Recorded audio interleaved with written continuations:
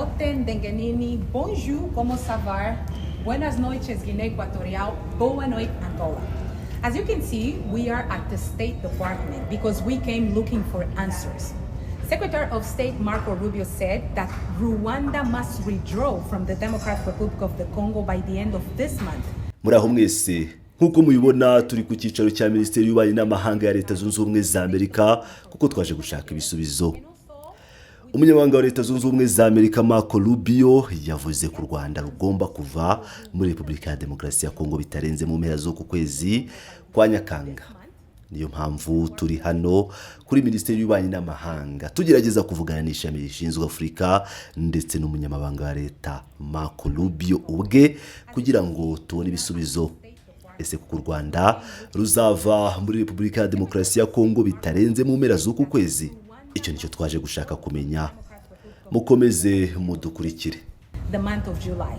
So we are here at the State Department trying to get in touch with the State Department for African Affairs and also with Secretary of State Marco Rubio himself to get some answers. Will Rwanda really withdraw from the Democratic Republic of the Congo by the end of this month? This is what we are trying to find out. So stay tuned.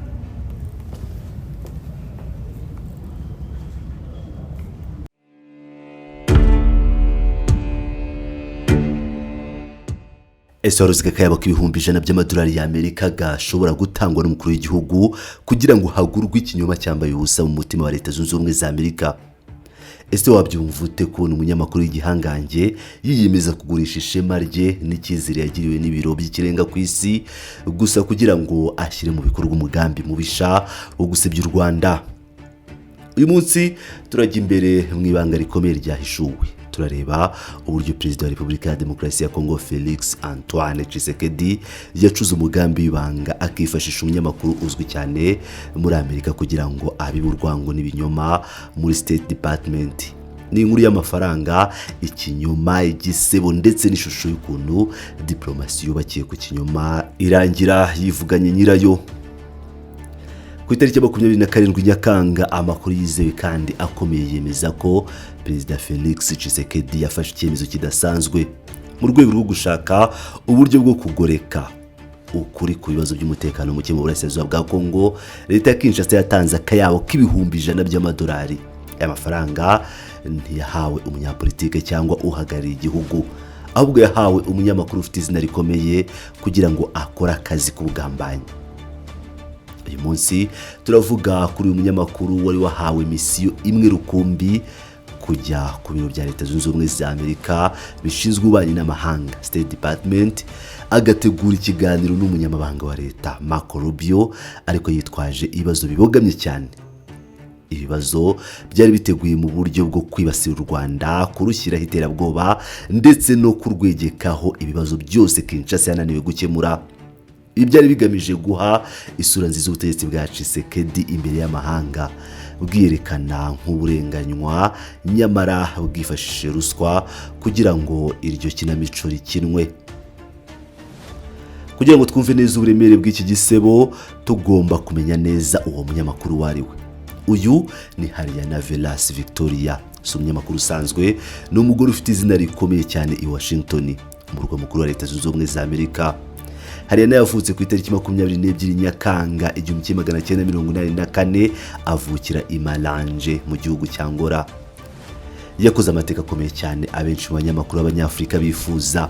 Niwe munyamakuru wa mbere w'umunyafrika wabashije kubona ibyangombwa bihoraho byo bita Permanent Correspondent Credentials, bimuhesha uburenganzira bwo gukorera inkuru mu nzego zikomeye cyane ku isi.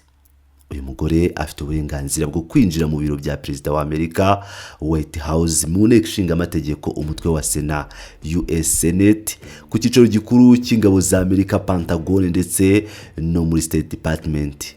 Uku no kugirirwa icyizere kidasanzwe, nyamara ni nako byari byoroshye ko ashyira mu bikorwa umugambi wa Tshisekedi kuko yari yizeye ko izina rye n'amakarita y'akazi bizamufungura imiryango yose. Ariko se ibi byarangiye bite? Abenshi ntibatunguwe no kubona video yifashe ku itariki 27 z'ukwa karindwi aho yashyize hanze ayo mashusho cyangwa video yifatiye ari imbere y'inyubako ya State Department mu rwego rwo gushaka kwerekana ko akazi yahawe ari kugakora neza ngashimishe abamuhaye akayabo. Hariyana yatangiye kuvuga amagambo yuzuyemo ikinyoma n'icyizere gihimbano. Yagize ati mwiriwe mwese, nk'uko mubibona turi hano ku cyicaro cya State Department kuko twaje gushaka ibisubizo. Yakomeje agira ati umunyamabanga wa leta Marco Rubio yavuze ko u Rwanda rugomba kuvana ingabo zarwo muri Repubulika ya Demokarasi ya Kongo bitarenze impera z'uku ukwezi kwa karindwi. Bityo rero turi hano muri State Department tugerageza kuvugana n'ishami rishinzwe ibibazo bya Afurika ndetse n'umunyamabanga wa leta Marco Rubio ubwe kugira ngo tubone ibisubizo. Ese u Rwanda ruzavayo koko mbere y'uko kwezi kurangira? Ibi nibyo turagerageza kumenya. Mukomeze mudukurikirane. Aya magambo yumvikanaga nk'ay'umunyamakuru ufite amakuru yizewe yiteguye kwinjira mu biro akabaza ibibazo bikomeye. Aha yavuze nk'umuntu wahawe ikaze, nyamara inyuma y'iyi kamera hari ukuri gukomeye cyane kwari guhishe, ukuri kwaje kumukoza isoni imbere y'abayobozi ba Amerika. Amakuru yizewe yaturutse imbere muri State Department yashyize ukuri kose hagaragara. Siko byagenze na gato. Mu by'ukuri Hayana Velas Victoria yangiye kwinjira mu nyubako ya State Department. Abashinzwe umutekano n'abayobozi b'iki kigo bari bamaze gutahura umugambi we. Ikindi gikomeye kurusha ibyo ni uko umunyamabanga wa leta Marco Rubio yanze yivuye inyuma kumuha umwanya w'ikiganiro. Yamwimye appointment burundu. Uyu munyamakuru wibwiraga ko amadolari ya Tshisekedi ari umufungura imiryango y'ubutegetsi bwa Washington yisanze aheze hanze. Ahe naryo banga ryatumye yifatira amashusho ari ku muryango kuko atashoboraga kwinjira imbere. Ariko ibisibyo byabaye bibi gusa kuri we. Abayobozi ba Amerika baramwegereye bamubwira amagambo akomeye cyane. Bamubwiye ko bazi neza imikino arimo gukina. Ibi byerekana ko inzego z'ubutasi n'umutekano za Amerika zari zizi neza ibyari amadolari n'umugambi mubisha waruhishe inyuma ibibazo yashaka kubaza.